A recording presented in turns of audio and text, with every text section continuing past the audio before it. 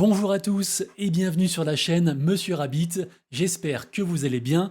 Vous le savez, ça fait maintenant 3 ans que je vous partage tous les jours, du lundi au vendredi, le meilleur de l'actu crypto, meme coin, NFT, jeux blockchain et airdrop, dans un format condensé qui dure un petit quart d'heure.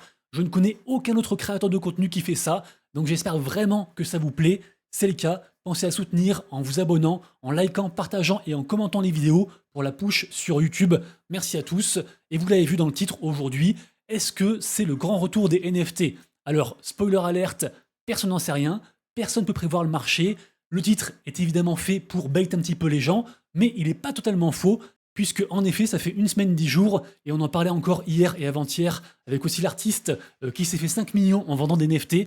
Bref, dernièrement, le marché des NFT reprend des couleurs, et encore aujourd'hui, on a eu des super victoires côté NFT, des quasiment x10, des x5, des x3. Ça se multiplie, on a envie d'y croire. Est-ce qu'on arrive à une ère des NFT? C'est vrai que si Bitcoin continue à range dans ces eaux-là, et si les mêmes coins ne prennent pas toute l'exposition, eh bien c'est un bon moment, un bon momentum pour les NFT, et on le reverra encore aujourd'hui, mais il y a quand même des choses à faire, et c'est assez intéressant. Alors, à l'instant où je tourne la vidéo, le marché US vient juste d'ouvrir, on a eu un petit pump, le Bitcoin là, il est à 103 800 $, Ethereum toujours sur sa remontada, actuellement à 2606 $, et le reste du marché, donc les altcoins, qui sont, on va dire, en petit pump, en petite bulle verte aujourd'hui, avec tout de même, vous le voyez, le WIF, donc même coin emblématique sur Solana, qui fait un plus 12%. Donc voilà, il y a quand même des victoires, mais ça reste encore timide. Par contre, attention, je le répète, le marché peut péter dans un sens ou dans l'autre à tout instant. Franchement, je trouve trop intéressant en fait ce qui se passe actuellement. Évidemment, moi, vous le savez, je suis team bullish, et donc mon biais me fait voir que des news bullish, et je trouve ça incroyable. Donc on en a parlé beaucoup toute la semaine, il y a plein de choses excellentes qui arrivent, et encore donc aujourd'hui, on a donc le président Trump qui a envoyé des lettres pour, on va dire, négocier des nouveaux tarifs, des nouveaux deals commerciaux avec donc plein de pays, et ça bien sûr c'est bon pour l'économie. Également aussi le 30 mai, on aura la seconde distribution du fameux exchange qui a fait faillite il y a quelques années, donc FTX, qui avait d'ailleurs emporté en mode Black Swan tout le marché crypto à l'époque. C'était assez atroce, notamment côté Solana. Eh bien, FTX va donc faire son second remboursement, et c'est tout de même 5 milliards de dollars qui vont donc être donnés à des gens qui sont dans la crypto, et qui donc, on imagine, vont pouvoir aussi réinvestir dans la crypto. Et donc potentiellement, donc c'est juste de la liquidité en plus du côté du marché crypto et du marché Web3 en général. Bien sûr, tout n'est pas rose. On a eu hier donc une sale histoire hier soir par rapport à Coinbase qui en gros, s'est fait leaker des informations, nos informations en fait, donc de leurs utilisateurs. Et donc ça concerne 1% de tous les gens qui utilisent Coinbase, à savoir donc des millions de personnes. Et donc apparemment c'est une sombre histoire de pot de vin dans des pays un petit peu compliqués. Bref, tout ça pour dire que les ravisseurs ont demandé 20 millions de dollars pour ne pas partager les infos. Coinbase a refusé et au contraire a proposé une prime de 20 millions pour les personnes qui vont contribuer à donc attraper ces rançonneurs. Donc affaire à suivre. Ensuite, on passe donc du côté du marché NFT. Un marché NFT, on va dire plutôt neutre aujourd'hui, même si, je le répète, on a des très beaux cooks, donc des très belles collections NFT qu'on fait donc de la plus-value pour ceux qui ont eu la chance de les minter. C'est le cas par exemple avec les NFT Tokyo Games, dont j'avais parlé je crois semaine dernière. Donc c'était un mint à 0,1 ETH, et actuellement on est sur du 0,6 et c'est monté à 0,7 ETH, donc entre un x6 et un x7, assez impressionnant. Et je le rappelle, Tokyo Game, avec leur jeu donc Tokyo Beast, va sortir leur propre token TGT le 21 mai, et en toute logique, les possesseurs de ces NFT vont donc avoir du airdrop, et donc c'est aussi pour ça que les gens spéculent dessus. Toujours côté gaming, on a aussi les NFT Cores du jeu Sugarton. Pareil aussi, j'en ai beaucoup parlé. Donc le mint était genre à 0,069 ETH sur la blockchain abstract. Et là, je crois qu'on est quasiment à 0,09. Donc ça fait un petit plus, je sais pas, 30%, un truc comme ça. Et pareil aussi, je le rappelle, ces NFT vont aussi servir à avoir du airdrop de la crypto WIN, W-I-N, bientôt. On n'a pas encore la date. Également aussi pas mal d'autres choses. Je vous laisse consulter ce tweet que donc je fais tous les matins. Notamment aussi, on va reparler après côté gaming du projet DX Terminals, parce que les NFT ont aussi fait un x2 par rapport à leur mint d'hier, et il y a beaucoup de choses à dire. 3 nouvelles collections NFT que j'aime bien aujourd'hui, qui sont mintables, et puisqu'on observe un retour aussi de ce qu'on appelle les pre-sale NFT, c'est-à-dire payer un NFT en avance avant que le projet sorte, eh bien je vous partage aussi un giveaway sur mon compte Twitter avec le projet Astroverse sur Abstract. Un projet qui me semble très hypé, et donc j'ai 5 whitelists à faire gagner, et donc c'est une pré-sale aussi pareil, à genre 130 $, et qui devrait sortir, je pense, en fin de mois. Si ça vous intéresse, le lien sera juste en dessous en description.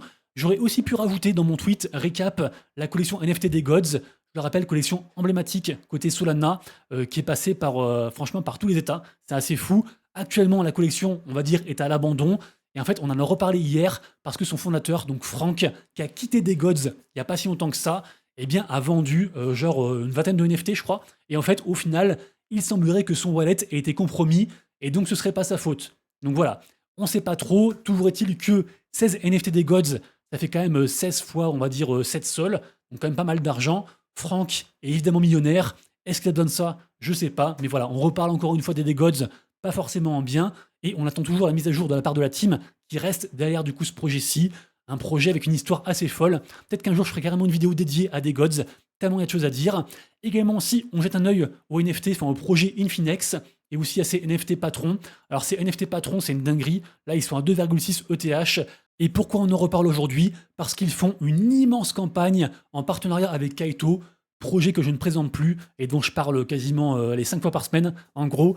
Et donc là, ils vont distribuer 6 millions de dollars sur 4 saisons. La saison 1 est live, toutes les infos ici. Et je crois aussi d'ailleurs que Infinex va donc sortir sa propre crypto-monnaie, en toute logique. Un des très gros projets à surveiller actuellement. Donc en gros, Infinex, pour faire très simple, c'est un peu un projet qui veut fournir une app crypto qui fasse tout. Voilà, pour faire très simple. Également aussi, j'aurais pu parler des NFT de OpenSea, puisque je vous le rappelle, OpenSea va sortir très prochainement sa crypto-monnaie, la CryptoSea, SEA. Et je le rappelle aussi, OpenSea envoie régulièrement ce qu'on appelle des box HODL avec à l'intérieur de l'XP. Donc ils les envoient en fait aux gens qui utilisent la marketplace, en toute logique, à ceux qui achètent des NFT, qui listent, etc. Et donc on imagine en toute logique aussi que cet XP sera donc converti dans la CryptoSea qui va arriver un jour, et ça sera un immense airdrop.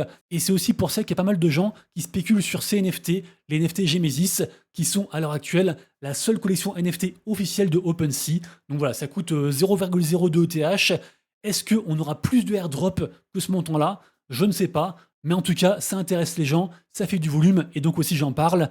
Ensuite, côté gaming, alors j'espère que la vidéo n'a pas bugué, parce que vous le voyez à l'écran, il se passe plein de choses. Mais donc le jeu DX Terminal s'est lancé. Je le rappelle, ce jeu est un jeu avec environ 30 000 agents AI, qui sont aussi des NFT, et que les gens ont minté hier pour environ 30 balles. Ces agents AI ont donc leur propre personnalité, et en fait, eux, ils ont un petit stock d'argent à la base, et ils vont trader par eux-mêmes, acheter et revendre, même créer aussi des crypto-monnaies. On peut aussi interagir avec eux, avec un agent ou plusieurs agents, en leur envoyant des messages, et puis en gros, en leur indiquant un peu, genre, achète cette crypto-monnaie-là, vends celle-ci, mens un petit peu, fais passer une rumeur, plein de choses.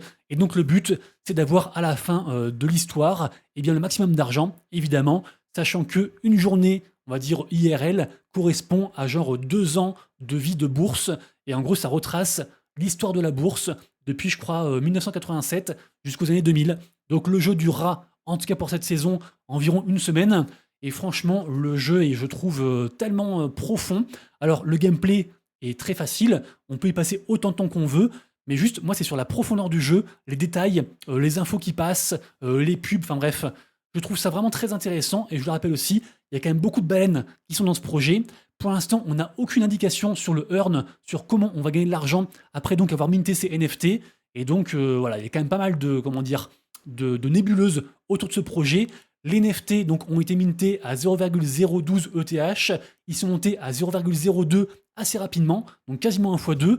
Après, ils ont été divisés par 2 à genre 0,007. Ce matin, en me réveillant, ils étaient genre à 0,016. Là, ils sont à 0,011. Vous le voyez, c'est très volatile. Il y a beaucoup de gens qui comprennent rien au jeu et qui donc revendent leur NFT.